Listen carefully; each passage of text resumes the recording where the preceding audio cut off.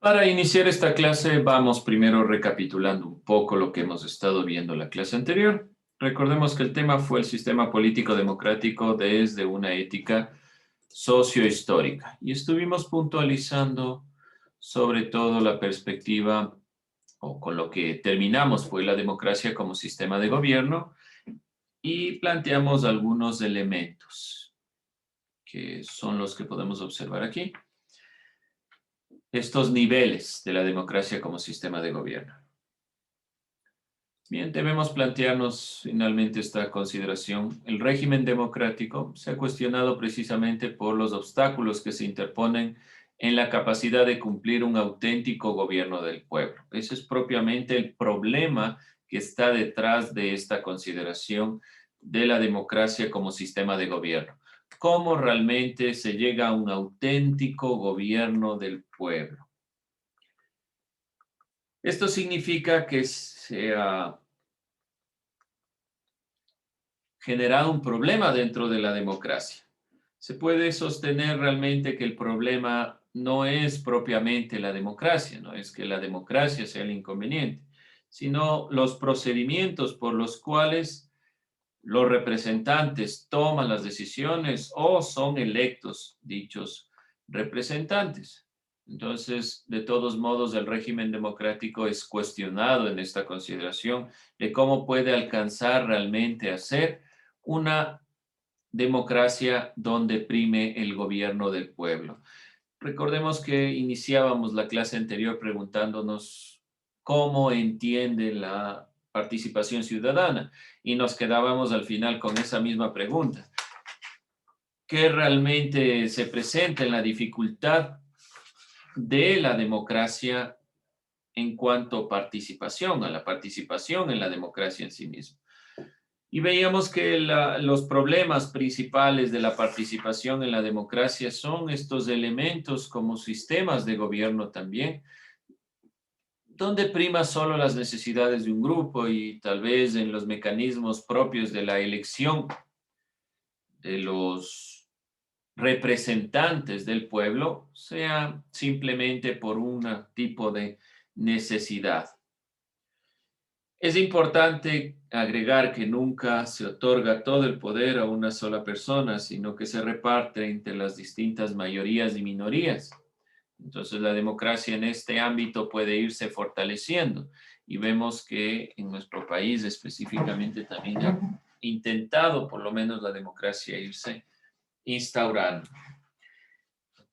Ejemplo, la democracia estadounidense considera que el sistema democrático debería ser protegido de lo que se denomina la tiranía de las mayorías, en el sentido de aquellos grupos que triunfan en las urnas que concentran todo el poder y que sí, por ejemplo, como les decía, en el Ecuador se ha instaurado desde la Constitución de 2008 romper esa hegemonía, pero no se ha logrado. Entonces, para cerrar esto del sistema político democrático, vamos a puntualizar un ejemplo, el de la democracia estadounidense, específicamente tratando de comprender esta consideración.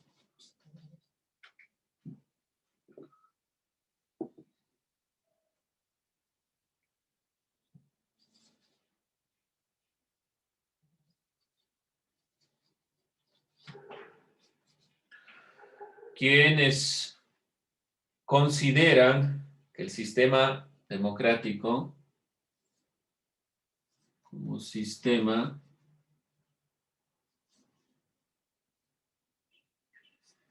debe protegerse, protegido frente a la perspectiva de las mayorías.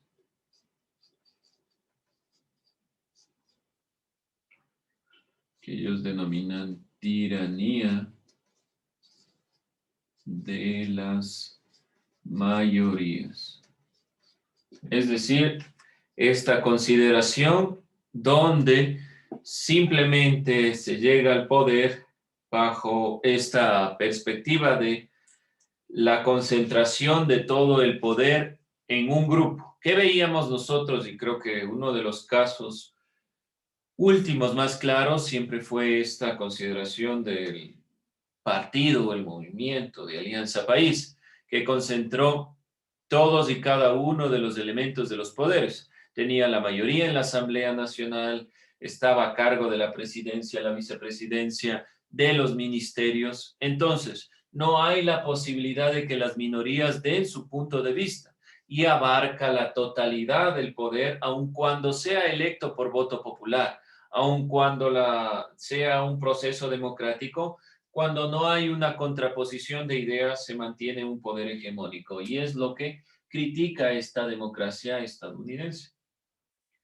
En otras palabras, el derecho de las mayorías a decidir no se convierte en una forma de pisotear a las minorías, sino que es la posibilidad de escuchar a estos grupos que tienen otros puntos de vista.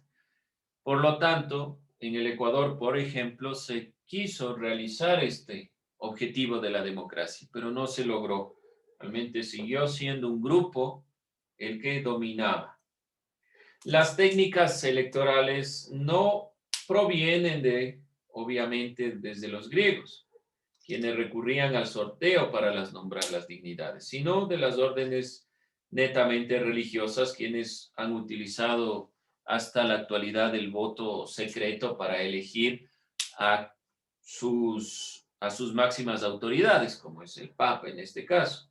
Entonces, si nosotros consideramos la relación de la democracia en cuanto al voto, esta consideración no es una consideración que proviene desde los griegos, sino que la elección es una perspectiva de la época medieval.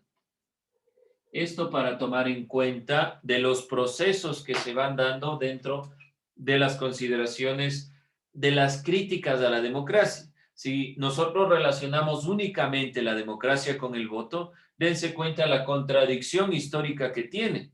No está utilizada la democracia desde los griegos en cuanto al voto. Entonces, no es solo esto la democracia. No podemos decir, la democracia solo es la posibilidad de que todas las personas puedan elegir y ser elegidos. No es solo eso, porque desde su propia consideración el voto es contradictorio a la democracia. En la época medieval quienes gobernaban eran los reyes. Entonces debemos nosotros considerar siempre el recapitular la democracia. Y espero que alguien haya visto, se dio este congreso sobre la democracia, donde el presidente, nuestro actual presidente, nuestro presidente saliente, Lenín Moreno, dio algunas declaraciones controversiales frente a la perspectiva de el foro de la defensa de la democracia en los Estados Unidos.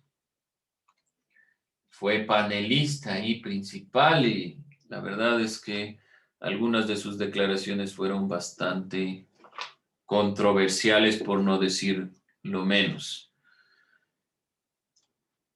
Estos elementos son los que suceden dentro de la perspectiva del tema que nosotros estamos revisando. ¿Alguien ha escuchado lo que dijo tal vez Lenín Moreno en este foro por la defensa de la democracia? ¿Alguien escuchó tal vez la frase? Si se viralizó bastante por las redes sociales, lo que dijo Lenín Moreno. ¿Nadie? Va a tocar mandarles entonces a leer el diario, por lo menos. Dice, Dígame, Bruce. dijo que hubiera querido un mejor pueblo. Ya, sí. Contó que alguna vez me habían dicho frontalmente que desearía una persona tener un mejor presidente. Y él contestó que él desearía tener un mejor pueblo. Es sumamente controversial, por no decir absurdo, la opinión del presidente. Se presenta un foro de la democracia donde la participación y la opinión es lo más importante y él plantea que querría tener un mejor pueblo. ¿Para qué entonces participa dentro de las elecciones? ¿Para qué es presidente del país? Si lo que quiere es tener mejor pueblo, entonces es su mejor pueblo bajo su mejor perspectiva. Él es la mayor o el mayor representante de la República y lo que plantea son acciones realmente sin sentido. Vamos a, por favor, les pido, revisen. Hay 5 frases controversiales, han recogido algunos diarios, pueden revisar en El Comercio también, las 5 frases controversiales en el Foro de la Defensa de la Democracia. Estamos dentro de esta temática de la democracia. ¿Y de qué estamos hablando? De la participación. Y miren el título, el sistema político democrático desde una ética sociohistórica. Y lo que plantea el presidente de la República es prácticamente un sinsentido a la propia consideración de la participación democrática de cada uno de nosotros dentro del pueblo. Si yo escucho que un mandatario opina de esta manera, ¿para qué doy mi punto de vista? Si va a decir cuestiones en este sentido. Hemos visto mucha controversia, muchas consideraciones contradictorias en el último presidente, carentes a veces de sentido propio. Gracias, Bruce. Sí, esto es lo que mayormente llamó la atención en la presentación del presidente. Vamos a cerrar esta perspectiva del sistema político democrático desde una ética sociohistórica. Como les digo, revisen, no es un deber, lo que importante es que traigan ideas para la siguiente clase sobre esta consideración y lo que ha dicho el presidente. Bien, vamos a introducir otra temática para esta clase, ya cerrando esta consideración. No se olvide subir su trabajo. ¿A qué se refería el trabajo de la pregunta, las principales dificultades de la democracia participativa?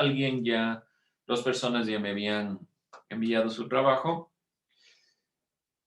Las dificultades que presenta la democracia en la participación, a eso se refiere, ¿sí? La participación como tal. En la democracia, ¿qué dificultades tiene la participación? Vamos con otro tema, la identidad del ser latinoamericano en sus diferentes expresiones artísticas. Vamos a ver en algunas expresiones artísticas. Pero nos preguntamos o iniciamos con esta pregunta. ¿Qué significa ser latinoamericano? ¿Qué es para ustedes ser latinoamericanos? ¿Qué significa esto de ser latinoamericano? Vamos a ver qué nos dicen ustedes cuando les dicen somos latinoamericanos. ¿Qué quiere decir eso? Ser latinoamericano. Más allá de pertenecer a un territorio, no quiero ya ese tipo de respuestas en este punto. ¿Por qué razón? Porque no nos dicen mucho. ¿Qué va? Más allá del territorio, ¿qué es ser latinoamericano? Vamos pensando un poco en esta consideración. ¿Qué es ser latinoamericano?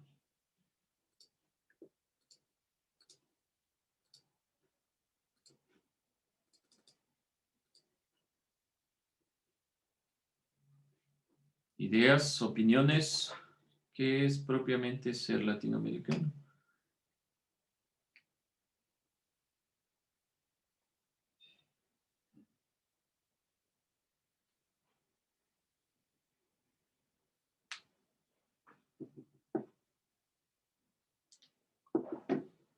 Opine de su punto de vista. ¿Qué cree usted que es ser latinoamericano? ¿Qué le dice? Que somos los países de Sudamérica que hablamos del idioma como el español. ¿Y qué pasa con Brasil? Eh, Hablan portugués. ¿No es latinoamericano? No, No es no latinoamericano. creo, no creo. Listen, Bueno, dígame, Cecilia. los latinoamericanos todos hablamos una lengua que deriva del latín, incluyendo Brasil. Ya, nos caracteriza nuestro lenguaje. Y se queda en eso. ¿Qué pasa con España? También habla un lenguaje derivado del latín. Francia también utiliza un lenguaje derivado del latín, pero no son latinoamericanos. Bueno, no son latinos en este sentido. ¿Qué sucede ahí? ¿Qué pasa con las islas que no hablan un... ¿Podría ser la biodiversidad, Alicia? La biodiversidad, ¿a qué se refiere? Que podemos ver personas de todo tipo de color de piel. Eso pasa en Europa también. O distintas, ¿cómo se llama eso? Culturas. Distintas culturas. Sea un poquito más específico. ¿A qué se refiere con culturas? Como la cultura, a ver, podemos saber que Brasil es una distinta cultura como la afroamericana sería, algo así, en indígenas, mestizas y todo eso, podría ser. Bueno, la mezcla de culturas. ¿Qué pasa con los otros países donde tal vez no sea tan patente, sí? Pero también hay diversidad. Por ejemplo, los Estados Unidos. Aun cuando los Estados Unidos y muchos estadounidenses crean algún tipo de superioridad, quienes más mezcla tienen son los Estados Unidos, porque tienen personas de todas las partes del mundo. Entonces hay una diversidad cultural muy marcada, que obviamente también está en nuestros países, no niego esa consideración. Pero ¿qué pasa con los Estados Unidos? ¿Qué nos diferencia de los Estados Unidos? No puede ser solo el lenguaje. ¿Qué nos diferencia de los Estados Unidos con América Latina? ¿Qué le hace ser, al ser latinoamericano, diferente de otras partes de América, de Canadá, de los Estados Unidos, por ejemplo? O consideramos también, ¿qué más? Bueno, puede ser podemos decir algo que es patente, lo que planteó Cecilia, la idea de que provienen del latín y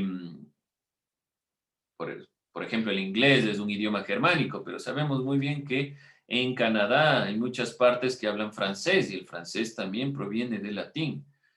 ¿Qué nos diferencia de los países del norte, de la parte norte de México, en realidad de la parte norte de California, diría yo, que antes pertenecía a México? ¿Cuál es la diferencia realmente? ¿Qué le hace ser al latinoamericano ser latinoamericano? Dicen, sería nuestra historia. Nuestra historia, a ver, vamos con eso. ¿A qué se refiere?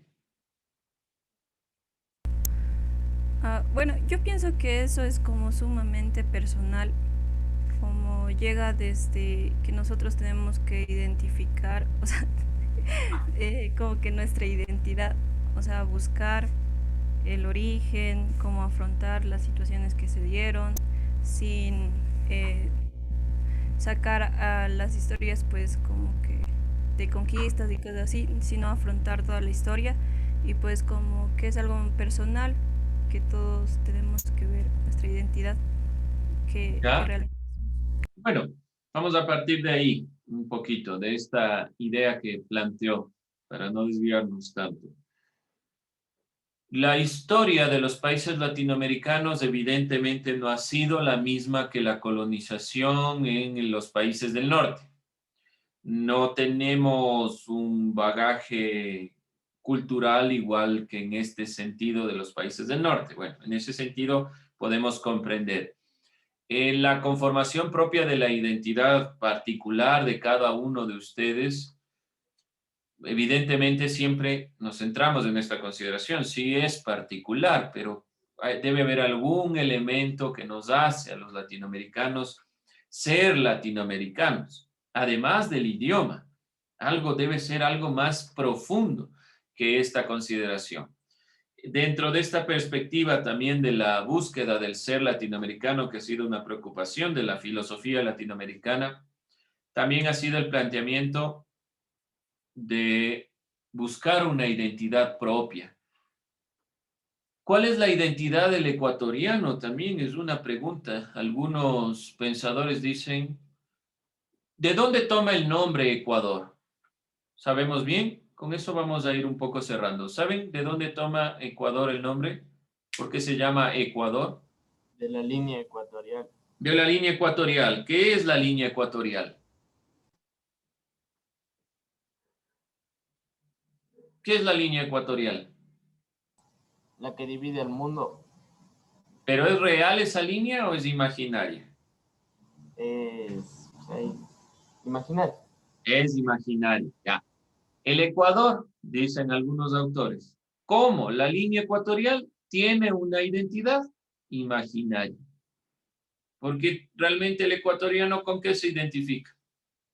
Con muchas cosas. Yo les pregunto cuál es su propia consideración de la identidad. Ustedes dirán, cada uno de sus criterios dependiendo de sus intereses personales. Y muchos de sus intereses personales ni siquiera son consideraciones obtenidas de perspectivas nacionales, sino son muchas consideraciones extranjeras. A veces esas son las críticas al pensamiento ecuatoriano. Yo no creo que sea un problema eso. Yo creo que eso le fortalece realmente al pensamiento ecuatoriano. Porque si uno de los países que mayormente tiene diversidad es el nuestro, no solo por la cantidad de culturas que tenemos, sino por la cantidad de visiones que tienen los ecuatorianos contemporáneos. No solo los indígenas, no solo los afros, todos como mestizos. Entonces, la búsqueda de identidad es compleja. Perdón, Cecilia. Pero la línea ecuatorial se traza imaginariamente, pero sí existe. ¿Existe cómo? Se puede demostrar cuando se separa un huevo en la línea, pues se para encima de un clavo. Ya, yo puedo demostrar, pero la línea no la puedo ver. Es un trazo imaginario para dividir las dos partes de un mundo que en el espacio no está ni arriba ni abajo. O sea, puedo demostrar que realmente es el centro, digamos, ¿sí? Podemos hacer esta demostración, así como yo puedo demostrar que el ecuatoriano existe. Tal cual. Sí, porque vive dentro de este territorio y está compartiendo algunas consideraciones comunes. Pero ¿cuál es la identidad del ecuatoriano? ¿Qué es lo que le hace el ecuatoriano ecuatoriano? Por lo general van a recurrir a comida, a música, a consideraciones de este estilo. Pero solo recurramos al lenguaje. El ecuatoriano tiene una característica propia en el hablar. Sí, tiene varios dialectos.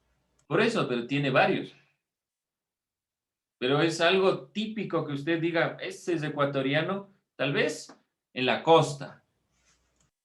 Pero el ecuatoriano de Quito, por ejemplo, muchos ecuatorianos que no hablan, y yo no digo, ese es quiteño, muy pocos.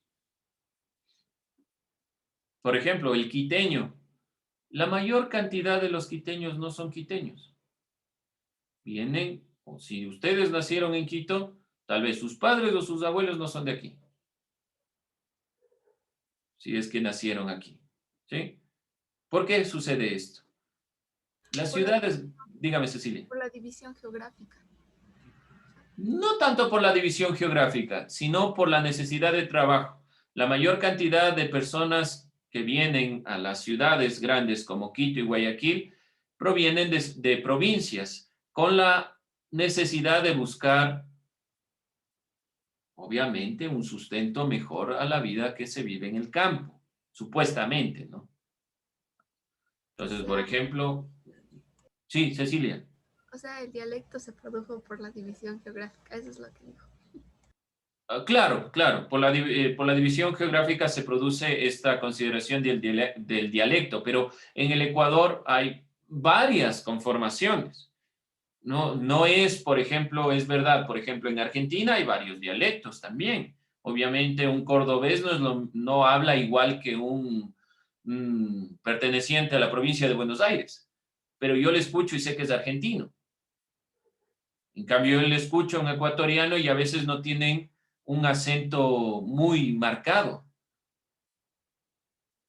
Ahí está el punto. hablando solo de este elemento, ¿sí? Solo del dialecto. Imagínense en cuestiones ya de propia identidad. Yo no me reconozco, por ejemplo, con un traje típico otavaleño, porque aun cuando pertenece a mi territorio, a mi país, no me pertenece a mí dentro de mi identidad mestiza. Y ese es el pensamiento ecuatoriano en general. Es muy difícil decir, sí, yo... ¿Y qué pasa, por ejemplo? Un ecuatoriano va a otro lado y lo que pretenden es que identifiquemos algo. Por ejemplo, un paraguayo o uno de estos lugares, en un congreso X, habla en guaraní. El ecuatoriano no sabe quichua. Y tampoco el quichua es el idioma que más se habla, pero hay muchos más y no sabemos. No nos identificamos con estos elementos. El mestizaje en el Ecuador tiene un sentido muy de fondo. Entonces, por ejemplo, también vamos a otros países y tal vez vemos que hay una congregación de personas y de alguna región de América Latina utilizan el traje típico para representar. Nosotros, ¿qué traje típico utilizamos? Tenemos millones y realmente nos representa. No necesariamente, no quiere decir que no, pero no necesariamente, porque la construcción del ideal o del pensamiento ecuatoriano es una conjunción de varios elementos. Y yo creo que esa es una fortaleza, no una debilidad. Y muchas veces nos han visto como una debilidad al ecuatoriano la posibilidad de no tener algo propio porque tenemos muchas cosas propias. Entonces, ¿con qué realmente nos identificamos? Con lo que ustedes quieran. Yo creo que ese es el ser latinoamericano. ¿Y qué dicen, para finalizar con esto? ¿Qué dicen los filósofos latinoamericanos? El ser latinoamericano no es algo que ya está hecho, es algo que se va construyendo y siempre estará en constante construcción, porque tiene, miren solo en la imagen, varios elementos de los cuales nos apropiamos. Nosotros vemos que, por ejemplo, el Che Guevara es un argentino que peleó por Cuba. ¿Por qué razón? Porque tenían un ideal común, la liberación de los pueblos, independientemente de cualquiera que éste sea. Entonces hay varias consideraciones y creo yo, sobre todo en la identidad ecuatoriana, que no deberíamos ver esto como un problema, que es propiamente lo nuestro. Lo nuestro son todos los elementos que nos hacen ser lo que somos. Entonces, no es solo una cosa particular, no es solo una vestimenta, no es solo una comida, son todos esos elementos en su conjunción. ¿Alguna duda, alguna pregunta, alguna crítica?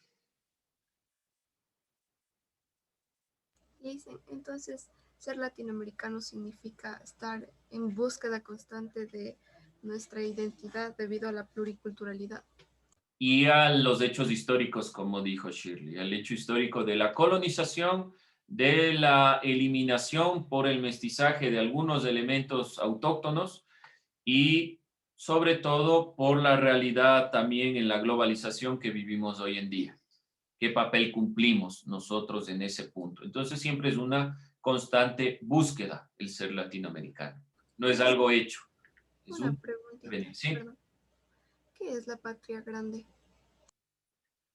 ¿Qué es la patria grande? Bueno, esto habrá que ir a quién lo dijo principalmente. ¿Quién planteó este tema de la patria grande?